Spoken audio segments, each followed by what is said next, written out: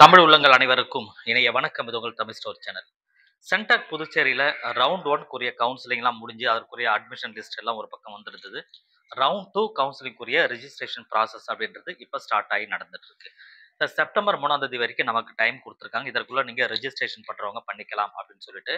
But இதுல வந்து பாத்தீங்கன்னா நிறைய பேருக்கு நிறைய சந்தேகங்கள் வந்திருக்கு மாணவர்களுக்கு. இந்த ரெஜிஸ்ட்ரேஷன் பண்ணும்பொழுது நான் ஃபீஸ் பே பண்ணணும்னு சொன்னா எந்த மாதிரி மெத்தட்ல ஃபீஸ் பே பண்ணணும் அப்படின்றதும் சரி, அதே போல எவ்வளவு அமௌண்ட் நம்ம பே பண்ணணும் அப்படின்றதும் சரி. ஸோ இது மட்டும் இல்லாம இந்த சாய்ஸ் ப்ரிஃபரன்ஸ் கொடுக்கும் பொழுது நம்ம என்னென்ன விஷயங்கள்லாம் கவனிக்கணும். இந்த புதுச்சேரி சென்டாக்க பொறுத்த வரைக்கும் இருக்கிற காலேஜஸ் அப்படின்னு பார்த்தீங்கன்னா, நமக்கு ஒட்டுமொத்தமா மேனேஜ்மெண்ட் கோட்டா அப்படின்னு எடுத்தீங்கன்னா, அதுக்கு ஒரே ஒரு காலேஜ் மட்டும் தான் இருக்கும். மீதி இருக்கிற 2 காலேஜுமே வந்து பார்த்தீங்கன்னா, நமக்கு மைனாரிட்டி காலேஜ். அந்த மைனாரிட்டில வந்து கிறிஸ்டியன் மைனாரிட்டி அண்ட் தெலுங்கு மைனாரிட்டில இருக்கிற காலேஜ் மட்டும் தான் நமக்கு பாண்டிச்சேரியை பொறுத்தவரைக்கும் இருக்கு. ஸோ அப்படி இருக்கும் பொழுது வந்து இப்ப சீட்டு எப்படி இருக்கும்? எப்படி அமைப்பாங்க? அப்படின்றது ஒரு கேள்விகள் இருக்கு. ஸோ இதெல்லாம் ஒரு பக்கம் இருந்தாலும், இப்ப நாம இதுல தெரிஞ்சுக்க வேண்டிய விஷயங்கள் அப்படின்னு பார்க்கும் பொழுது, புதுச்சேரியில சென்டெக் மூலமா ரவுண்ட் 2க்கு அப்ளை பண்ண மாணவர்கள் ஃபர்ஸ்ட் கவனிக்க வேண்டிய விஷயம் என்ன அப்படின்னா, நீங்க ரிஜிஸ்டர் பண்ணவங்க ஃபர்ஸ்ட் ரவுண்ட் 1ல ரிஜிஸ்டர் பண்ணியிருப்பீங்க.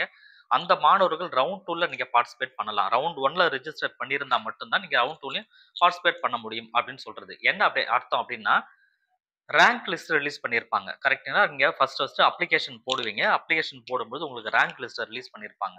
அந்த ரேங்க் லிஸ்ட்ல உங்க பேர் இருந்தா மட்டும் தான் நீங்க அடுத்தடுத்த பார்ட்டிசிபேட் உங்களால பண்ண முடியும். சரிங்களா? ஃபர்ஸ்ட்.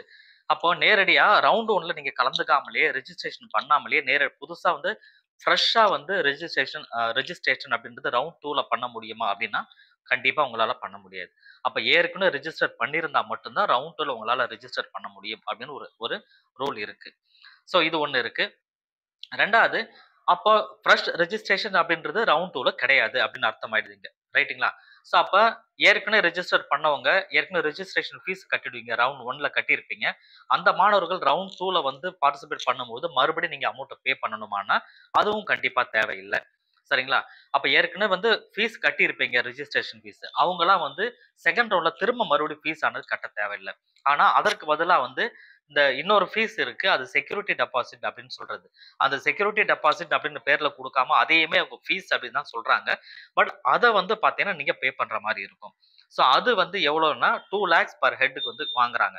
அந்த 2 லேக்ஸ்ன்றது மேனேஜ்மென்ட் கோட்டா வழியா நீங்க உள்ள வரீங்க அப்படின்னா, என்ஆர்ஐ கோட்டா வழியா உள்ள வரீங்கன்னா, அந்த இடத்துல ரெஜிஸ்ட்ரேஷன் ஃபீஸ ஒரு 2 லேக்ஸ் பே பண்ண வேண்டியது இருக்கு. எஸ்சி, எஸ்சி, எஸ்டி கேட்டகரிலாம் வந்து பார்த்தீங்கன்னா, அந்த அளவுக்கு கிடையாது. 5,000, 10,000 அந்த ரேஞ்சுக்கு இருக்கும். பட் இதுல வந்து பார்த்தீங்கன்னா, அந்த அளவுக்கு இருந்தாலுமே 2 லேக்ஸ் இருக்கு நீங்க பே பண்றாங்க ஒரு மேனேஜ்மென்ட் கோட்டாக்கு அப்படின்னு சொன்னா, அவங்க ரவுண்ட் 2ல உங்களுக்கு சீட் கிடைச்சதுன்னு சொன்னா, அந்த 2 லேக்ஸ் வந்து அட்ஜஸ்ட் ஆயிடும். ஃபீஸ்ல வந்து அட்ஜஸ்ட் ஆயிடும் உங்களுக்கு. இது லாஸ் ஆகாது.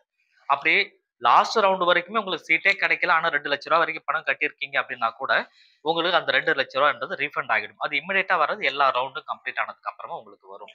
ஸோ இந்த விஷயங்கள். இப்போ நாம மேக்ஸிமம் உங்களுக்கு விஷயங்கள் நான் சொல்லியிருக்கேன். சென்டாக்ல ஃப்ரெஷ் ரெஜிஸ்ட்ரேஷன் அப்படின்றது நாட் அலோவ்ட் 2ண்ட் ரவுண்ட்ல. ரைட்டுங்களா? ஃபர்ஸ்ட் ரவுண்ட்ல சீட் எடுத்த மாணவர்கள் 2ண்ட் ரவுண்ட்ல போய் பார்ட்டிசிபேட் பண்ணிக்கலாம். அதுல தவறு கிடையாது. அதே நேரத்துல வந்து நீங்க ஃபீஸ் பே பண்ற விஷயங்கள ரெஜிஸ்ட்ரேஷன் ஃபீஸ்ன்றது வேற, இந்த செக்யூரிட்டி டெபாசிட்டா கட்டுறது வேற. அந்த மாரி செக்யூரிட்டி டெபாசிட்லாம் கட்டி இருக்கீங்க அப்படின்னா, உங்களுக்கு அடுத்த ரவுண்டுக்கு போகும்போது இது கேரி ஓவர் ஆயிடும். ஸோ அதுவும் பிரச்சனை இருக்காது. சரிங்களா? இப்ப சொன்ன விஷயங்கள அந்த ஃபீஸ் டீட்டெயில், ரவுண்ட் டீட்டெயில் பத்தி உங்களுக்கு நான் ஷேர் பண்ணியிருக்கேன். இதுல ஏதாவது சந்தேகங்கள் இருந்ததுன்னு சொன்னா, நீங்க கமெண்ட்ல சொல்லுங்க. அத நான் பார்த்துட்டு உங்களுக்கு ஆன்ஸர் பண்றேன். Thank you.